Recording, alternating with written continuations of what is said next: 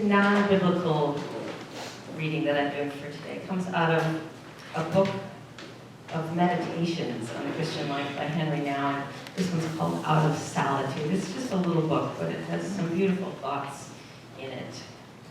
And he says this: every human being has a great, yet often unknown, gift to care, to be compassionate, to become present to the other, to listen, to hear, and to receive. If that gift would be set free and made available, miracles could take place. Those who can sit in silence with others, not knowing what to say, but knowing that they should be there, can bring new life in a dying heart. Those who are not afraid to hold a hand in gratitude, to shed tears in grief, and to let a sigh of distress arise straight from the heart, can break through paralyzing boundaries and witness the birth of a new fellowship, the fellowship of the broken.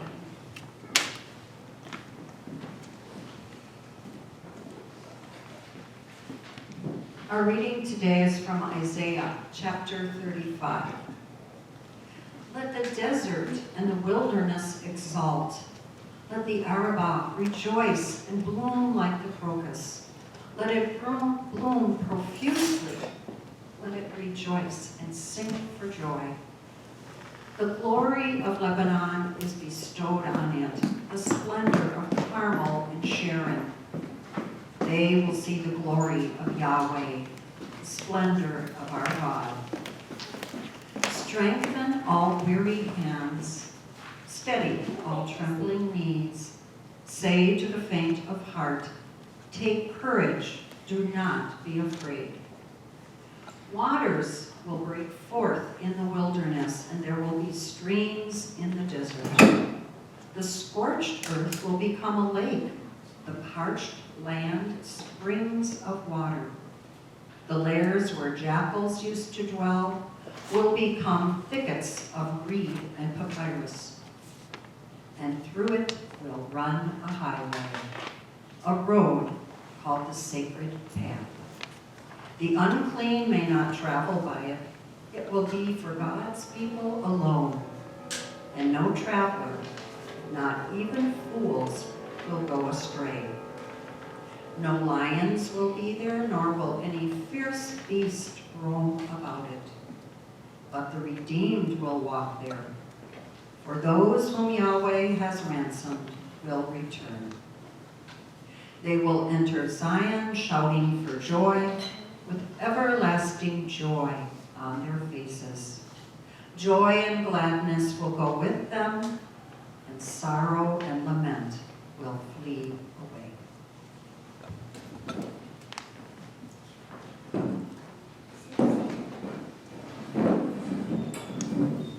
Would you pray with me? Holy One, may your Spirit touch each of us with that thing we call hope. And may the words of my mouth and the meditations of each of our hearts be filled with your wisdom and your insight. Amen. So we find ourselves today, once again, with the prophet Isaiah, in the midst of a war-torn land where lives have been lost and homes have been destroyed. Put yourself in that place for just a moment.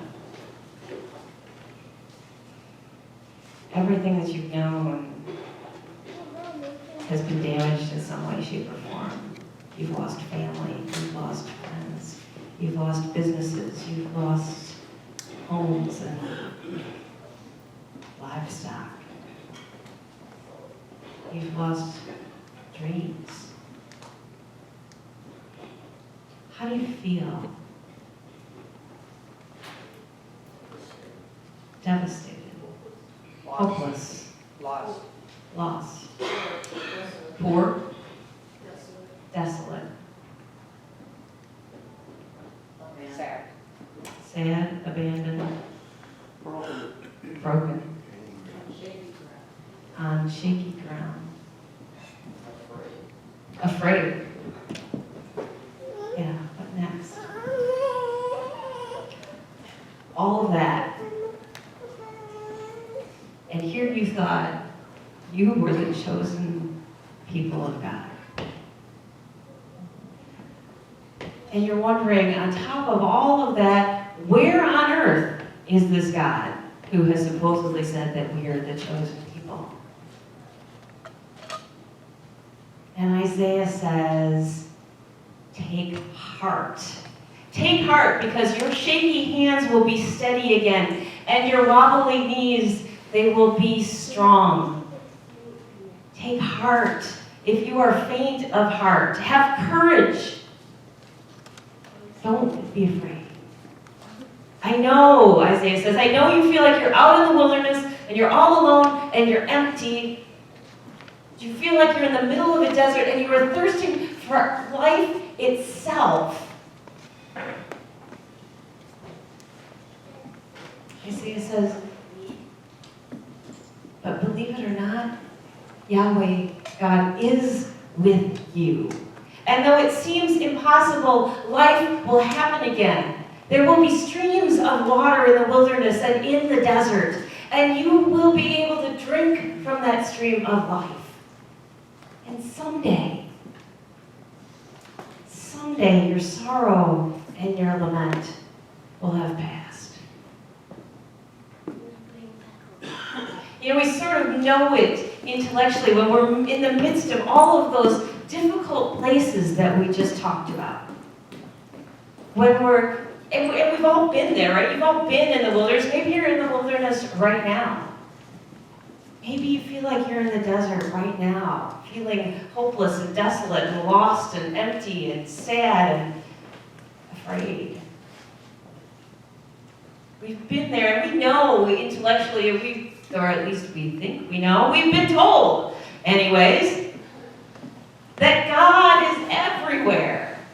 That God's there even in the midst of that desert, desolate place. And that someday things are going to be a little better. But what on earth do we do in the meantime? Especially when we're in the middle of a holiday like this.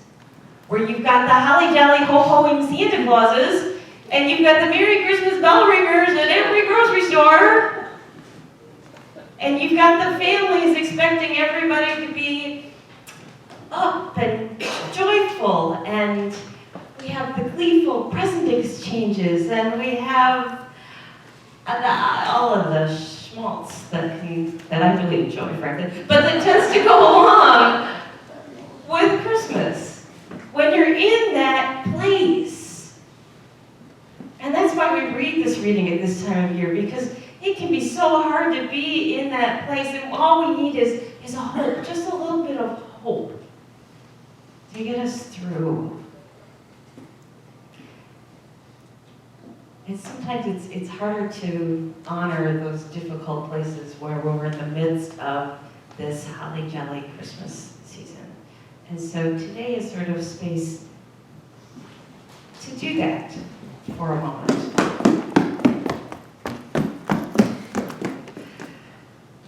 So let me tell you a story.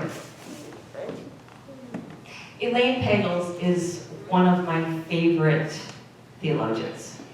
She's a Harvard professor, wrote extensively on the Gnostic Gospels. But about a year ago, she put out her own spiritual memoir entitled, Why Religion?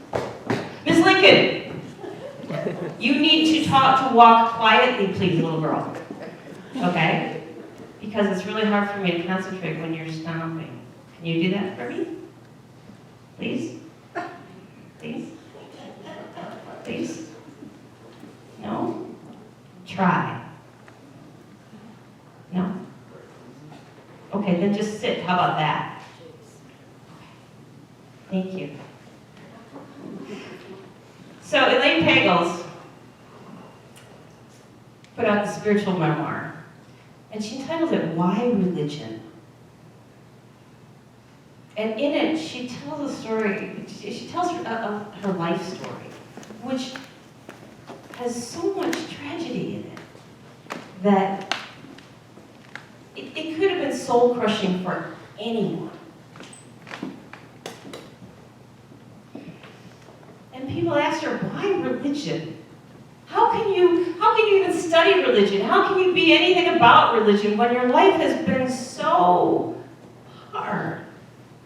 And it's something she truly struggled with. So here's part of her story, in very brief. She got married when she was still in graduate school at Harvard. So in her early mid-20s, to a man named Heinz, who was a physicist at Harvard. And they were happy, and they were in love, and life was good, and they wanted to have a child. After 4 years of trying to conceive a child, they finally, and not succeeding, they finally turned to fertility treatments. And they tried another 3 years of fertility treatments, and she still was not able to conceive. Finally, after all that, got pregnant, carried the little boy to term. She had a little boy named Mark. Just about immediately after he was born, he was diagnosed with a hole in his heart. And they were told that he would need open heart surgery to fix it. But not until he was a year old, till he'd gotten big enough and strong enough to hopefully make it through the surgery. That year of anxiety and fear for her was overwhelming. And so she turned to alcohol, sort of surreptitiously. You know, a little bit before dinner, a little bit during dinner, a little bit after dinner. Maybe if I just do a little bit here and there, nobody will notice. Except her husband did notice.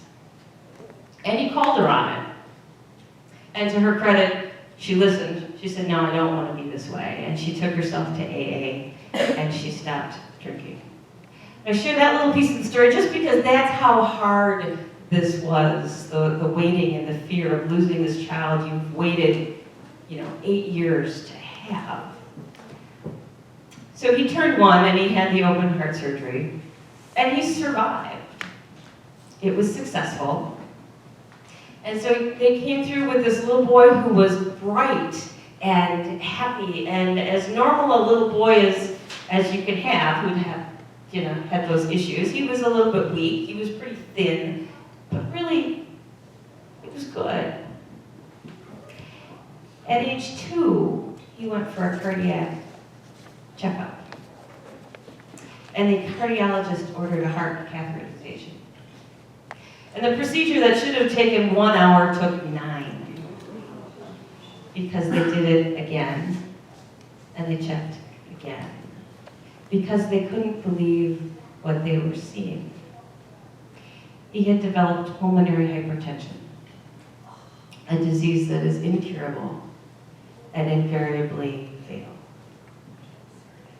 And there was nothing they could do except take him home and try and give him as normal a life as possible for as long as possible. Mark lived to be 4 years old. Shortly before his death, he said to his mom, "I will love you all my life and all my death."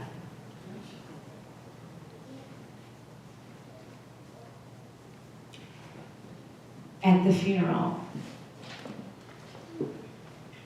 they had friends from all parts of their life show up. Lots and lots of people to support them and to comfort them and to be with them. People they hadn't seen in years.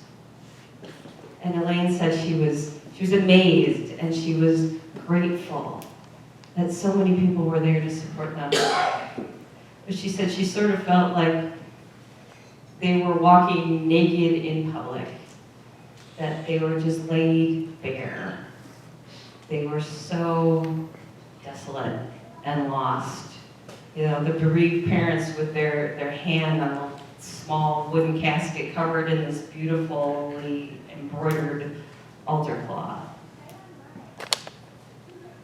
So at the end of the service, they walked out to one of Mark's favorite hymns, Amazing Grace. And they stood at the back of the church and they hugged and they cried. And then she said as she stood there, it seemed to her as if this whole huge room was embraced in a big net. And that there were holes big enough in this net that somebody could be swept through. And she said she didn't want to die, she didn't wish to die, but boy, she wanted to be anywhere but that place in that moment. That she was utterly devastated. For lack, there can be no words, I imagine. And she said, and yet that vision, in that vision of that net embracing the room, she said it seemed to her that each intertwined knot was a connection with the people that they loved. And that were it not for those connections, for that love in that net, they would surely have been swept out of this world.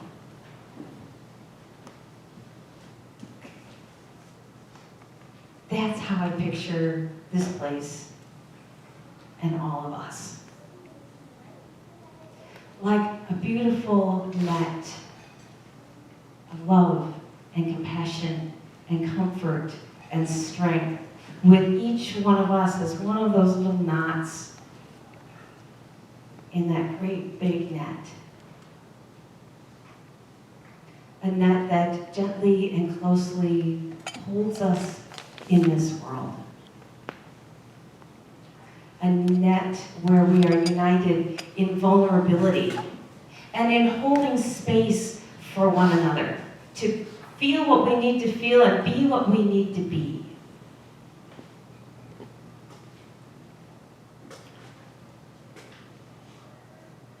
And in that, as that net, while we're allowing each other to be and feel what we need to be and feel, no one gets carried away or swept away by grief, pain, or suffering, because we are held lightly by that grace and that love. And in this net, there is hope. And there is comfort, and there is strength.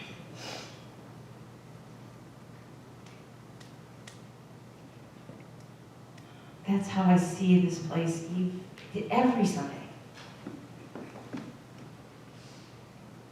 To hold us in whatever we need to be held in. And as a day to honor the difficult stuff. I recognize that rituals are very powerful in allowing us to express our feelings, find meaning in them, and begin the healing process. So I have 3 rituals that you can each take part in or not, as you so choose. The first one is a station to light candles if there is a loss that is heavy on your heart at this time of year. It may be someone that you're missing because they've passed away or because they're not with you, or it may be a different kind of loss. It may be loss of health. It may be loss of dream, bless you. It may be any kind of loss. If you'd like to light a candle, there are little matches here. I'll start one of these. Don't go out on me.